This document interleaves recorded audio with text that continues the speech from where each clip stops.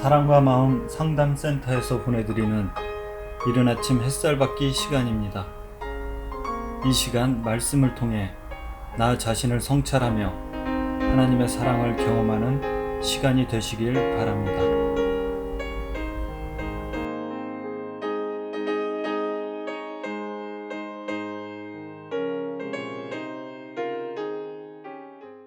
이른 아침 햇살 받기 시간입니다. 베드로전서 4장을 이제 들어가는데요. 그 전체적인 흐름을 놓고 얘기하기도 좀 어렵기도 합니다. 계속 반복해서 말씀드리지만은 이제 베드로 사도께서는 나그네는 이런 존재가 나그네다, 이렇게 그 각 지역에 있는 교회 성도들을 나그네라고 표현했어요. 하나님 아버지의 미리하심을 따라 성령이 거룩하게 하심으로 순종함과 예수 그리스도의 피뿌림을 얻기 위하여 택하심을 받은 자들, 나그네의 정의를 이렇게 했어요. 결론적으로 뭐냐면 성령 받는 이야기와 그 다음에 예수의 피뿌림에 대한 이야기. 내 거룩은 내가 자기의 의를 추구해서 만들어내는 거룩이 아니라 하나님께서 택하신 자에게 보내주신 하나님의 영에 의해서 거룩하게 된다는 사실을 깨닫는 거죠. 그것이 예수 그리스도의 피뿌림이니까 십자가의 죽음과 무덤에서의 부활에 대한 이야기.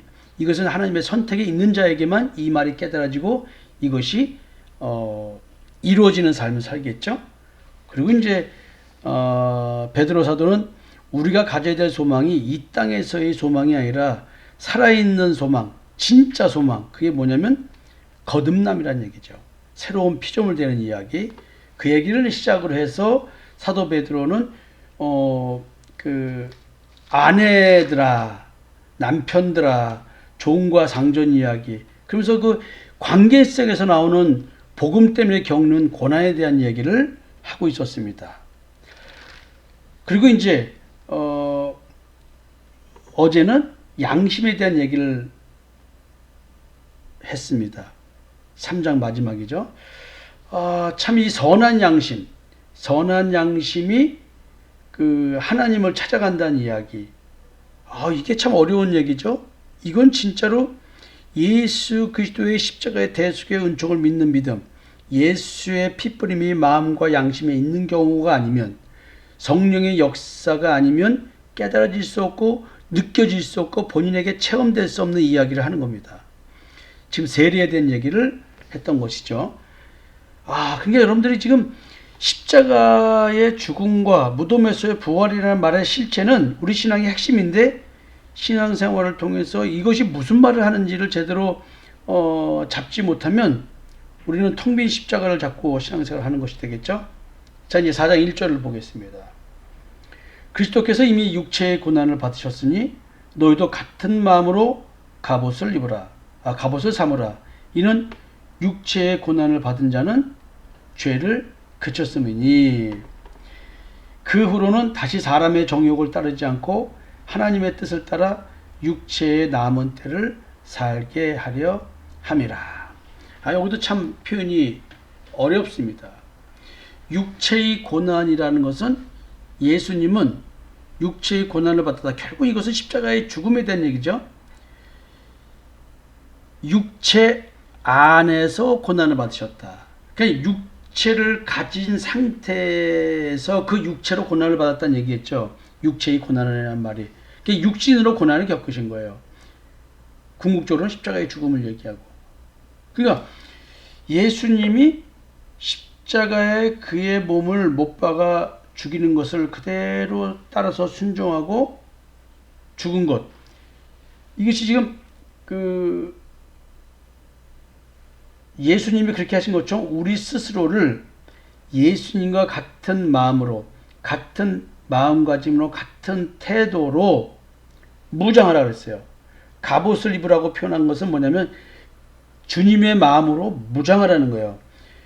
이 땅에 육신을 가지고 살아갈 때 그 육신의 고난을 겪고 살으신 것처럼 그 십자가의 죽음의 길을 걷고 십자가에서 죽으신 그 마음, 내가 너희를 사랑한 것 같이 너희도 서로 사랑하라. 자, 이거죠. 우리의 죄를 위해서 대속의 희생제물로 돌아가신 것처럼 하나님께 이렇게 순종해서 대속의 희생제물이 된 것처럼 우리도 그 마음으로 이 땅의 삶을 복음으로 인한 고난을 받아라. 주님과 같은 마음을 갖고 살아라. 이게 너희도 같은 마음으로 갑옷을 입으라. 갑옷 삼으라라고 하니까 그와 같은 마음을 먹고 살아라. 이거겠죠? 그 이유가 뭐냐면 이는 육체의 고난을 받은 자는 죄를 그쳤음이니라. 영어 표현상으로 놓고 보면 좀 이해가 쉬운데 한국말로 들을 때는 육체의 고난을 받은 자가 예수님이처럼 표현되는데 그게 아니라 예수님이 십자가에서 희생의 대속제물로 돌아가셨으니까 우리가 그 고난에 동참한 자잖아요. 고난에 동참한 자, 육체의 고난을 받은 자, 그 고난에 동참한 자가 나야. 그 내가 육체의 고난을 받은 자가 된 거야. 그런 육체의 고난을 받은 자는 죄와 함께 죽은 거예요. 그래서 죄를 그쳤음이라는 말을 하는 거예요. 죄의 집에서 해방된 걸 말하겠죠. 옛사람의 죽음, 육체와 함께 정과 욕심을 못 박아 죽인 것. 그래서 죄를 그쳤다는 것은 근본적으로 원죄, 선악을 알게 남의 열매를 먹는 그런 신앙생활을 더 이상 안 한다는 거죠. 자기의 의의를 추구하는 신앙생활을 더 이상은 안 한다는 것이죠. 어떤 분들은 이제 이거를 이제 그 죄를 그쳤음이라 하니까 이것을 자꾸 성화라는 단어를 써요. 그리고 인간이 점점 뭐 거룩해지고 성화로운 삶을 행위로 들어서 나는 것에 대한 얘기를 해요. 그러니까 많은 사람들은 예수 믿는 자가 성화를 이루어가는 삶에 대한 얘기, 그래서 점점 내 스스로가 그 거룩하고 순결한 삶을 산다는 얘기를 해요. 근데 육체의 더러운 것을 제하여 버림이 아니요 하나님을 향한 선한 양심의 강군이라, 이게 세례인데, 그러면은 마치 이것이 우리가 그 세례를 받으면 십자가에 죽으면 거룩과 순결한 삶을 외형적으로 드러내는 삶을 살 거라고 생각하는데 불가능한 거죠. 그거는 도대체 어느 정도 수준의 거룩이고 어느 정도 수준의 성화냐는 거죠. 그 성화가 어떤 거냐는, 우리가 성화를 이루어져가는 삶을 사는 거지만 그 거룩은 오늘도 믿음으로 거룩하게 되는 것이고 성령의 역사로 거룩해지는 것이고 예수의 피로 말미암아 거룩해지는 것이고 그 양심으로 거룩이 증명되는 거거든요. 그러니까 지금 양심, 악한 양심에서 벗어나 선한 양심으로 하나님을 섬기게 되는 것, 이 실체가 죄를 그쳤음이라는 말인데, 이거를 자꾸 행위적인 걸로 가져가게 되면 어느 정도는 맞는데 완전한 그 성경적 해석의 삶은 아니라는 거예요. 참 이게 이 부분이 어려운 얘기인데 여러분들이 이 성화라는 단어에 대한 것을 개념을 잘 잡으셨으면 좋겠습니다. 자, 그리고 십자가에 죽어서 이제 새로운 피조물이 되었습니다. 그래서 그런 사람이 됐다면 육체의 고난을 받은 자가 죄가 그쳐서 죄의 집에서 해방됐어요. 그 후로는 결과적으로 내가 새로운 피조물이 됐다고 한다면 결과적으로 나는 남은 인생, 이 땅에서의 남은 인생을 여기서 정욕을 따르지 않는다고 했는데, 이 정욕이라는 말이 뭐냐면 영어로 보면 earthly life예요. 그러니까 이 세상적인 삶을 위해서 남은 인생을 살지 않는다는 거예요. 그냥 나 자신을 위해서, 육신의 나 자신의 삶을 위해서 살지 않는다는 거죠. 새로운 피조물은 주를 위해 사는 거니까. 그래서 내가 육신의 삶은 이 땅의 세상적 가치관의 삶을 산다는 말의 의미는 인간 스스로의 악한 욕망, evil human desires, 악한 인간의 소망, 결핍을 채우려고 하는 인간의 욕망. 근데 이것이 더 깊이 들어가면 악한 인간의 정욕, 욕망, 이것은 뭐냐면 하나님 앞에 내가 스스로 바르게 행동해서 자기 의를 세워서 구원받겠다고 하는 이것, 이게 세상의 육신의 삶이고 이것이 하나님 보실 때 악한 인간의 욕망인 거예요. 근본적으로는.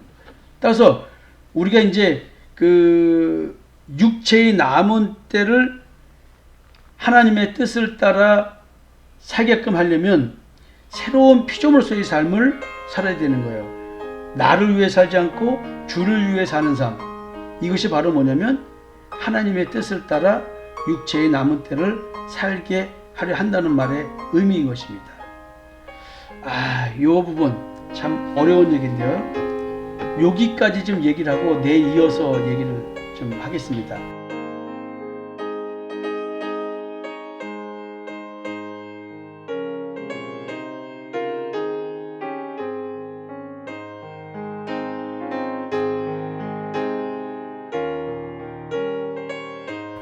지금까지 사랑과 마음 상담센터에서 보내드리는 이른 아침 햇살 받기 시간이었습니다. 오늘의 말씀을 통해 세상을 이길 수 있는 믿음 안의 삶을 누리시는 여러분이 되시기를 기도합니다.